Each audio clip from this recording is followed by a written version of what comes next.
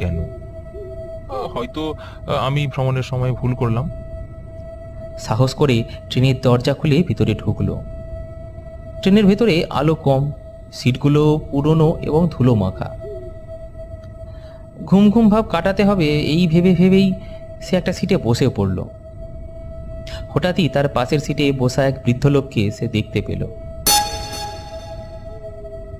লোকটি সাদা পাঞ্জাবি পরা, মুখে হাসি নিয়ে সুমিতের দিকে চেয়ে আছে। হঠাৎ বৃদ্ধ লোকটি সুমিতকে বলে উঠল, আর রাতের বেলায় এই ট্রেনে কেন উঠলে বাবা? তার উত্তরে সুমিত হতভম্ব হয়ে বলল, এই এই একটু ঘুরতে ইচ্ছা হলো আর কি, বাতাসটা বেশ ভালো লাগছিল।